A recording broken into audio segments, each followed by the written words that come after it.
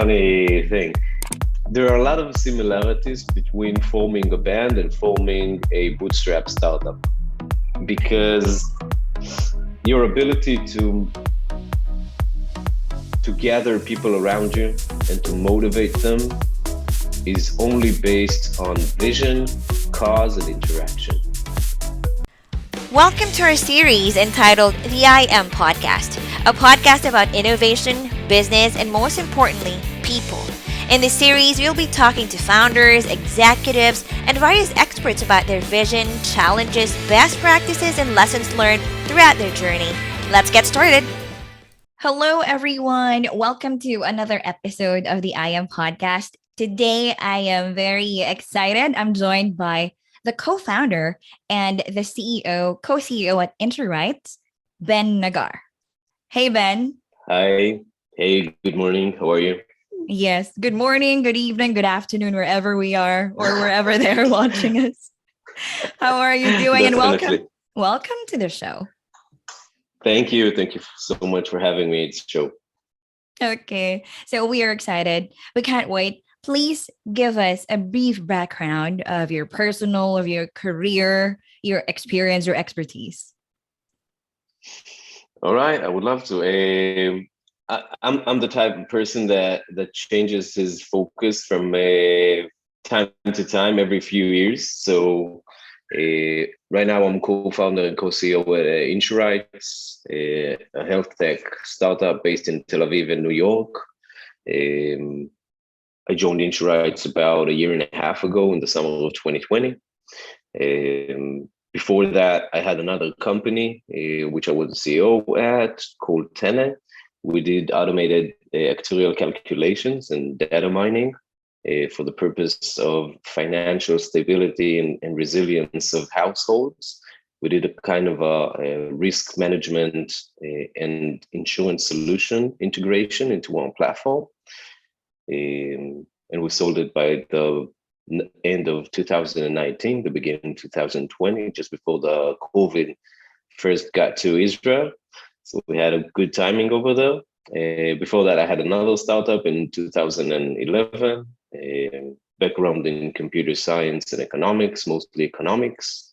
And just before that, I was a pilot in the Israeli Air Force, a heavy lifting helicopter pilot. And in the middle, I had the opportunity to have a band with a few of my friends, and we recorded an album. So I've been a musician all my life, and I think this is something that threaded into my development along the way. Wow, that's really interesting, but we will get with that later. But I'm curious, you said it isn't your first startup. And during the last conversation, you shared something like beginner mistakes. So we'd love to hear that and learn from you. Eh, the funny thing about beginner mistakes is that you're always a beginner and you always make mistakes. Even if you don't consider yourself a beginner, and even if you have like 20 years experience in something, you will always make mistake. And I think that being a beginner, what the differentiation between being a beginner and being more experienced with something is the ability to have the understanding that everyone makes mistakes. And the idea is, how do you learn from your mistakes, improve, and repeat as few mistakes as possible. Um, so, for example, in our first company in 2011, we were so young, and the thing that actually almost stopped us from advancing is that we were way too focused on what our competitors are doing in comparison to what we're doing and how do they advance. And we did it not from a constructive approach of saying, hey, there's like so many opportunities. We just need to look at our competitors and see that they're taking advantage of those opportunities and leverage them. And instead of that, what we did was being stressed by the fact that our competitors are moving forward, and it actually delayed us. So this is a good example of something that happened back then. And right now in the current company, we're having like a very different approach to it. Oh, interesting. Like you said, different kind of approach. So Please talk to us about your co-founders. I think you're the last founder who joined Insurights, right? So please talk to us about that, your relationship with your co-founders and how this idea came about. I think that it would be fair to say that this idea came or is coming in thousands of minds simultaneously. And the thing that was interesting here is that someone just took the glove off the floor and made a conscious decision that he wants to address the problem, even though a lot of people think of the problem and think of possibilities and possible ideas. And Elado Fear, one of my co-founders, which is a doctor, was the one that had the idea to say, okay, there's a problem, but there's a way to solve it. And the only idea of solving it is providing trust and education and user experience in order to improve customers' experience with interacting with the healthcare domain and the health insurance domain. And he came up with the idea and he assembled Guy Benjamin and Ben Goldenberg, two of the co-founders as well, around the idea. And they started actually thinking about the solution. And the solution is changing as we go all the time. But the basic idea remains the same. We want to empower people to be responsible for their health and to have the ability to actually take ownership and control their own health. Yes, I saw the statistics on your website. Like 50% of employees will look for new jobs if they're not satisfied. 66% want help navigating their health insurance benefits. 60%, what's that? Avoid treatment because they're not sure if they're covered. And 78% will stay with the company if they have very good benefits. So can you talk to us about that? Yeah, it's interesting. The US market has some unique specifications and differentiations from other healthcare markets in the world. Based on the economic system, the US as a country don't provide that much of a social security and health security layer to the citizens of the US. So basically, the US citizens needs to pay for the entire cost of their healthcare services and pharmacy needs. And they pay the entire amount. There's not like an accumulated layer of somewhat of a social security that supports them financially. And what it actually creates a huge barrier, a cost barrier between people and their ability to receive medical treatment and medical evaluation. And it became that complex, and obviously no society can survive with people not receiving medical treatment, right? So the practice that was established is that employers provide medical insurance for employees. And the interesting thing is that the fact that this is the second highest cost for employers in the US after labor. It's more costly than platform costs. It's more costly than any other thing that employer I wouldn't say spending money, but actually investing money in, because their return is the employee's satisfaction and health, which is a huge component in a company's ability to succeed. And the cost rise up to around $8,000 to $15,000 per employee and their family members per year. So you can estimate how costly it is. But the fact is that 66% out of the employees would say that they don't feel like they have actual understanding of what they're covered for, and they don't know how to utilize their benefits.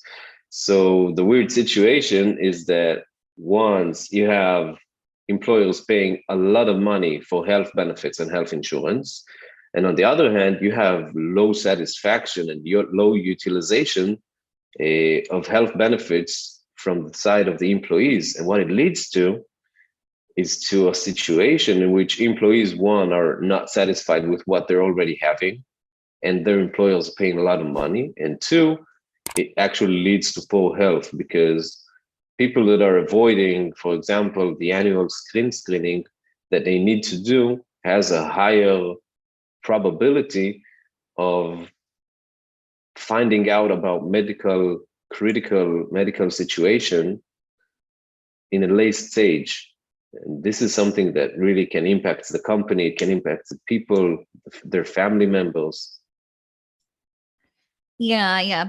I agree. Like it has a very good effect in the long term or, as a nation.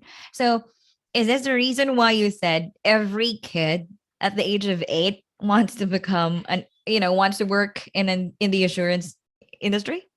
I would say the exact opposite. I think that Oh. the interesting thing about insurance industry is that most of the people in this industry didn't have the dream of becoming an insurance expert. Most of the kids are dreaming about being firemen and being doctors and being leaders and stuff and being artists. But not a lot of people, a lot of kids, if you'll ask them, would say, yes, my dream is to become an insurance leader or a healthcare leader. And it makes sense. Mm, okay. So the benefit is for the insurance industry. And this is the problem that you're trying to solve, right? So patients or employees can easily select doctors, right? They have instant coverage info, the cost savings, and seamless appointment booking. Has anyone come to you and tell you, okay, it was great to know everything? Yes, everyone. It's Everyone. amazing. Yeah, I think that the wonderful thing about what we're doing is that there's almost no need to explain the need because people can instantly relate to the understanding of the value that what we're doing can provide them because they experience it on a regular basis. And what we're trying to do and what we're building, we're doing a lot of things, but the main high level focus is that we want to import the entire customer journey, healthcare customer journey into one place because no one ever said that they like to have 50 different apps on their mobile phone for the same usage of interacting with the healthcare system. So we're importing the entire process starting from open enrollment, going forward to the actual utilization of benefits, which we do both reactively and proactively, because I would assume and I would argue that people want to be healthy, but no one likes to invest too much time on their attempts to become as healthy as possible for as long as possible. So we're taking that role for them. We're proactively helping them become healthy.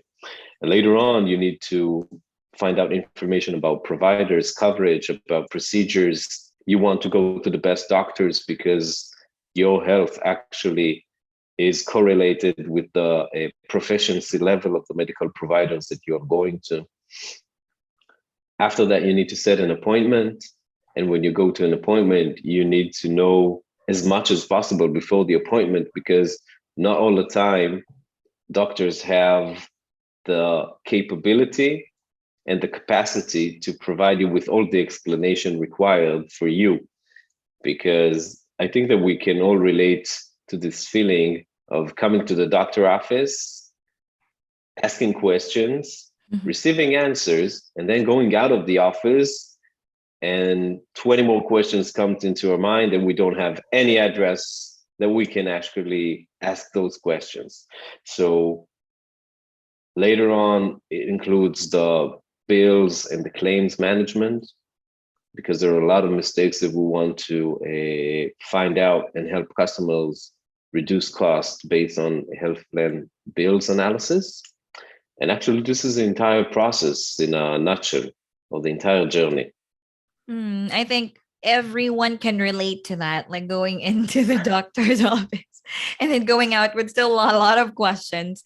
Okay, so 2 weeks ago, I had this poll, right? Like how you can clearly communicate your vision. And you said, tell your story. By the way, it got 48%. So almost half of CEOs believe that you should tell your story. So we want to hear your vision. I'll share my vision from a personal point of view. I think that a personal story always helps understand what got me into this point and how do I look at the future and what do we want to do. So I'll start with the fact that the story begins in a bit of a tragic or sad manner, but it has a good ending and everybody are healthy at the end of the story. And the story begins in 2017. I was managing the previous company. We had a lot of data on customers. We had about 40,000 end users. And we knew we had data about the financial stability, about the insurance coverage, data about the customer themselves and their history. And we had the ability to provide them with data and provide them and interact with them with relatively a high trust environment. And in 2017, almost simultaneously, my sister found out that she has lymphoma cancer, and my niece, my sister-in-law's daughter, which was a 7-month-old baby,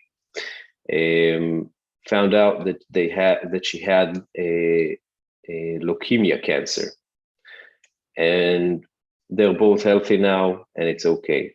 But the point of the story, I had the rare opportunity to see two families dealing with a similar oncologist situation, medical situation, and see the impact of the financial stability, the family's financial stability on the family ability to overcome the challenge of having a critical illness case in the family. And those differences got me to the understanding that we need to analyze our customers' financial stability, and we need to check the correlations between financial stability of a household during a critical illness case and the impact that it has on the ability of the family to recover, both physically and mentally.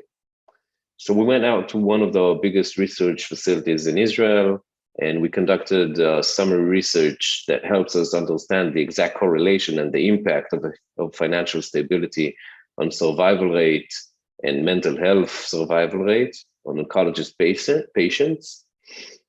And we took this entire analysis and we integrated it with our database. And it helped us mapping amongst the 140,000 customers that we have. It helped us map all the relevant people and households that don't have the financial stability to overcome an oncologist situation in the family. What we did next is we negotiated with the insurance industry about a coverage, an affordable and smart solution that we can deliver to our customers. And once we're done with this, we actually represented 140 people's buying power. So we had the ability to receive very good commercial rates. And we went out with a marketing campaign to our customers. And we told them, these are the results that we found through researches. This is the solutions that we advise you to get. It costs less than 1 cup of coffee per month. It's around $1 per month per member. And we know that you are in high risk, and this can actually improve your survival rate. And it was a huge campaign, both physically and digital and guerrilla marketing. And the result were amazing. And we had the opportunity and the privilege to actually impact thousands of households that got this coverage. And later on in 2018, and even as we speak, I still receive updates about claims in this case of this project that comes from this project's coverage. And I know that every claim represents a household that we, by leveraging data and leveraging our approach and the trust that we have with our customers, we had the opportunity to significantly improve their survival rate, health and mental health survival rate. And it's something I think that Not a lot of people can say that their day-to-day job has the potential to have this impact. And what we're doing in Insurights is leveraging the same concepts, but on a much larger scale and much larger reach. And we're taking this as a continuous approach and not based on a specific project. Everything that we do is focused on improving our customers' long-term health and survival rate, and even their experience. And I think this is something beautiful. Yeah, yes, definitely. First, I am so happy to hear that both of your loved ones are really well and healthy. And I remember, like, we once guested Elad, and he also like, okay, my father had this experience, so I put up this one. So yeah, I think it's a need. There's really a pain, right? So you founded Insurights and you bootstrapped, right? How many years did you bootstrap, and how was it like? It's a funny thing. There are a lot of similarities between forming a band and forming a bootstrap startup, because your ability to gather people around you and to motivate them is only based on vision, cause, and interaction. You don't have any financial benefits that you can provide them. You know that people are sacrificing their time for the cause, and it is all based on vision and on belief. And Insurights was founded as a bootstrap startup. Elad and Guy gathered a team of around 10 people around them, which is amazing in this industry, because talented people are a rare resource, even when they get paid.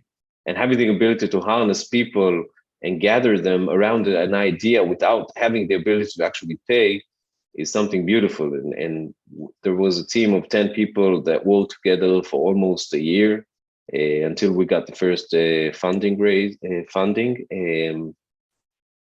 And I think that most of this is based on Elad and Guy's and Ben Gold ability to motivate people. And when I joined, I contribute my own share to this process. Interesting. Okay, I can't wait to ask about the band, but I'll hold it. I'll ask first your market. So, who are you offering Insurights? Great question. The beautiful thing about what we're doing is that we're actually addressing almost everyone. There is a market of around 160 million employees and family members that are covered through employer-sponsored health plans in the US. But, and obviously it applies and it's relevant to all industries. I would argue and say that our end customers will probably, or our early adopters are mostly people with tech orientation, but I'm sure that this is only because these are the early stages and it's relevant for everyone. And even my grandfather is already using his mobile phone to connect with people, and he's almost 90. So I wouldn't put the age as a barrier. I would just claim that the market and the customer education require different lengths based on the tech approach. But the market is not limited to only employer-sponsored health plans. It is way wider than that. The market is wider than the US as well. Almost the same problem exists in various places in the world, and we already got traction, but we are super focused on leveraging our potential right now in the US market and expanding later on. Okay. You have a big market and you also raised big funding last October. So 23 million, how do you plan to spend that? Is it market fit or hiring or what? Both, actually, both, and adding to that, we are great believers in market and customer traction. We think that everything should come directly from the market. Our ability to actually know what the market wants depends on us, on our ability to continuously communicate with the market, and not waiting for having like the right solution or the right product that we feel 100% confident with before we reach the market. We're always interacting with the market, and we're experiencing and we're aiming towards the highest rate of users interactions and communication through the entire process of building the product. But if I would say what is the usage, I'm not a great believer in startup ecosystem that companies should be moving slow. I believe that if you work in this ecosystem, you should be focused on doing the best time-based performance possible. And it doesn't necessarily mean that you need to use all the resource immediately after you got them. But on the other hand, you need to leverage your resources, entire resources that you have, in order to move as fast as possible. Yes, speaking of moving, I read on your LinkedIn, like you don't need to do things just to justify to your investors or VCs. And you said you're fortunate to be backed up by some good VCs and investors. So could you share with us how's your relationship?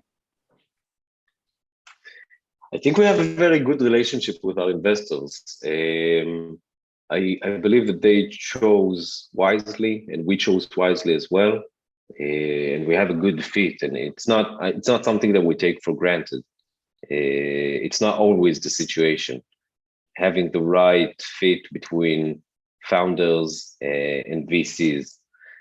I would say that there's like a span of approaches towards the relationship between founders and investors.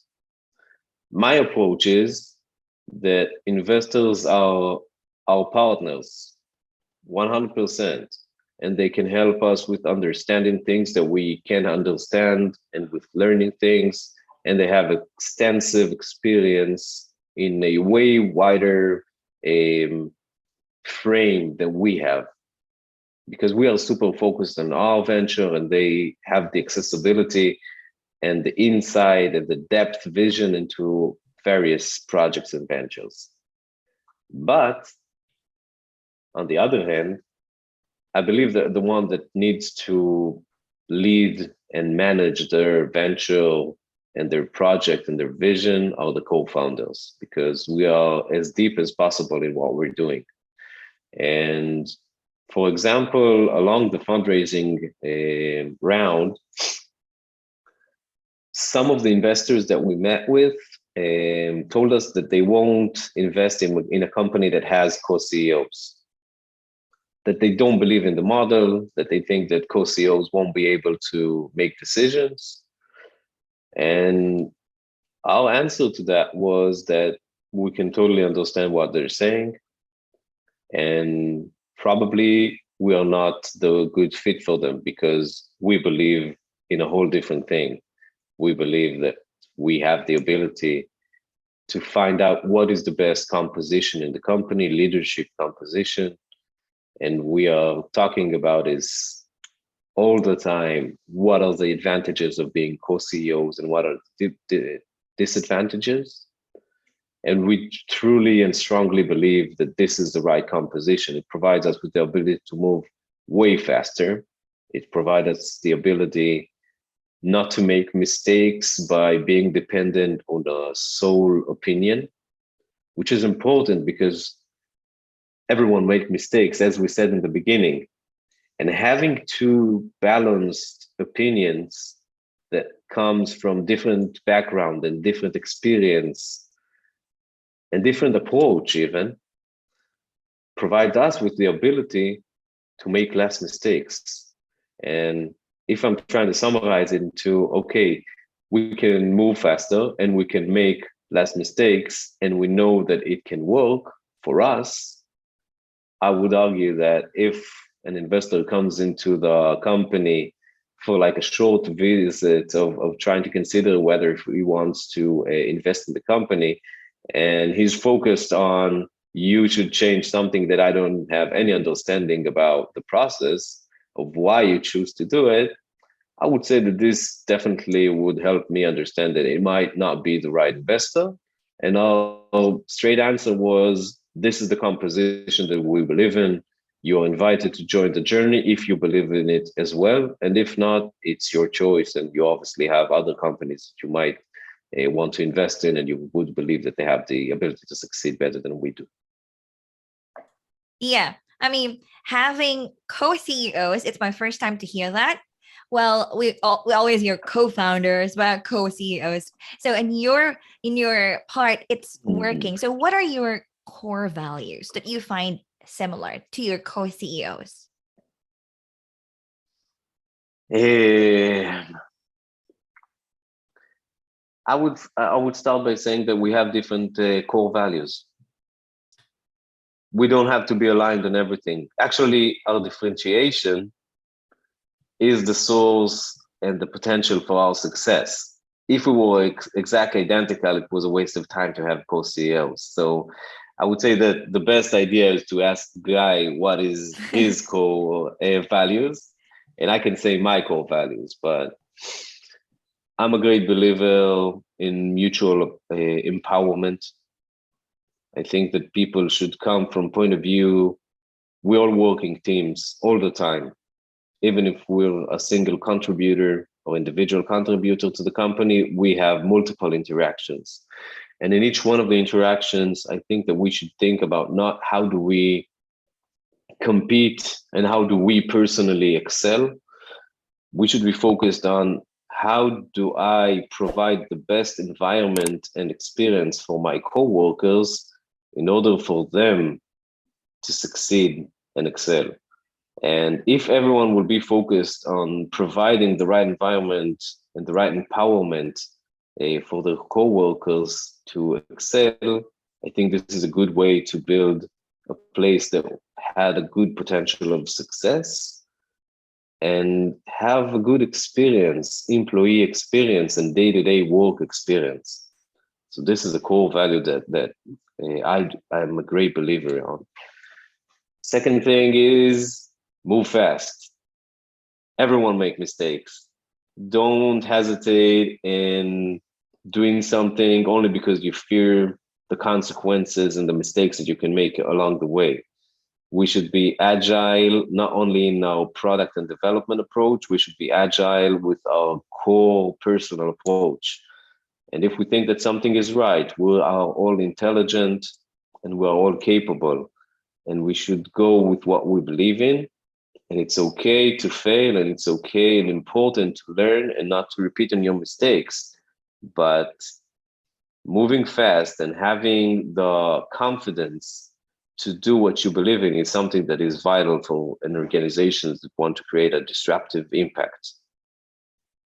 Mm. And the next thing would be transparency and honesty, because definitely in the age of information that we live in, the age of information and sensors, the ability to sync people and that everyone has as much transparency into everything that is going on that they want to have. Not everyone wants to have full transparency to everything, and not everyone needs it.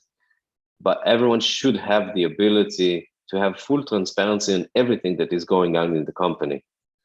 And I think that the three values are connected and threaded into each other, and they all provide the same meta goals. And the meta goals would be, how do we create a good experience, a day-to-day experience for everyone that are part of the company?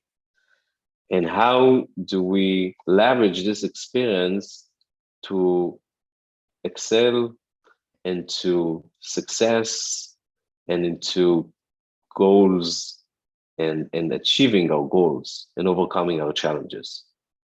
Mm. Thank you for sharing those. And I'd like to ask you about you leading a band, being the singer. Yes, this is one final and important question. I checked your videos on YouTube. Oh, you really sing. So tell us about that. I think that everyone can sing. No? No, I'm kidding. Seriously. I'm kidding. Everyone can sing. Everyone can sing. Singing is a way to express your emotions, and it's a way to reduce your stress and to have fun. There's no good consequences to singing. There's like bad consequences if you want to be a professional singer, in a sense of you want to make a living out of it. But if you just want to sing, go for it. This is a good thing to do. Yeah, that's fair. But do you still do it? I mean, these days you're the CEO, you must be busy. So what?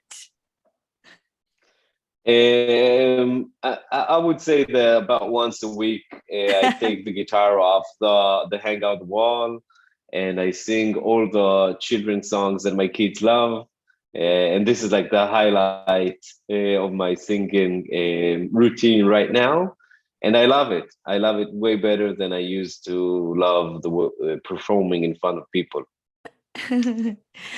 because it's unfiltered. It's unfiltered, and they are the biggest, like, they are the best audience that I can expect and I can have. Yes, you should show them that YouTube video you did before. When is that? 2009. They, yeah, they've seen it. It was around, I think, 2013, Ah, 13. 12, something like that.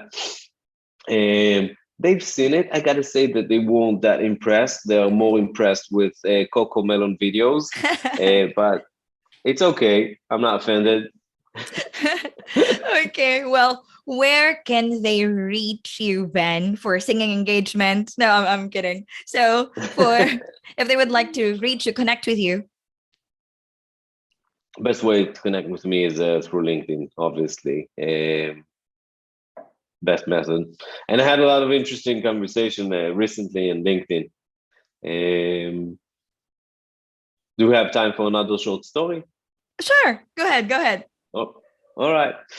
So a junior developer approached me through LinkedIn and asked me whether do we have like open junior positions on our R&D.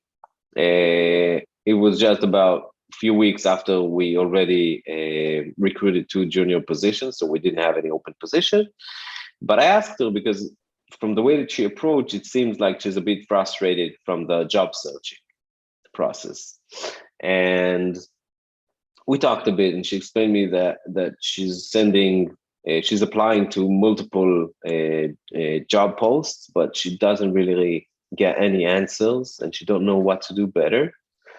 And I told her about a story that our employees, one of the best employees in the company, didn't get to us through a job post. He just sent us a direct approach on LinkedIn, and he told us, "Hi, I read about what you're doing. I think it's amazing. I want to be a part of it. This is my experience. I'm in a junior position. I don't have a professional experience in anything, but this is a list of things that I know how to do." And we were really impressed with this outreach, and we set a meeting with him, and we were impressed by him as well, personally. And he joined the company less than a week after. And he's one of the best people in the company right now. He's a great leader. And when I told her about it, I said, I like 2 things about his approach. One, he wanted something and he went for it. He approached me directly, and I appreciate it. I think that's a type of quality that stands out from what he did. And the second thing, he understood that he tried to understand what is my position in the process, or our position, and what is his position. And he definitely find out that we have time is a scarce resource that we have. So he saved us a lot of interactions by just briefing us with all his capabilities and his experience. And it was so detailed that I almost, before I met him, I knew exactly who am I going to meet, what is his capabilities. And I advised her to do the same and to reach out to companies that recently got fundraising or have a lot of open positions. And those companies are looking for people, and it's hard to find the right people for companies right now. This is an employee market. Save their time, demonstrate your initiative and your approach. Be as clear as possible with what you think that you can do and what you can contribute. Show if you are connected to the cause, show that you're connected to the cause. This is something important for employers. They want to have people that are connected to what they're doing. And that was around 4 weeks ago, I think. Right. And a few days ago, she sent me a message that she got to one of the jobs that she reached out to. And that was amazing. I think that was an amazing experience for both of us. Wow. Yeah, that's an amazing story. So shout out to you if you're listening, and to all those who are trying to get a job, right? That's great tips from Ben. So reach out to him for more. Okay, well, I have to thank you very much for today, Ben. Thank you. Thank you very much for having me, and thank you for your time. This podcast is powered by IAMOps.io. Optimize your cloud infrastructure and CI/CD process with IAMOps.io dedicated DevOps team. Check out www.iamops.io and get a DevOps team now. Make sure to check out www.iamops.io if you want to know more about us. Subscribe to our podcast so you can get notified every time we post a new video. Thank you, and you have a great day.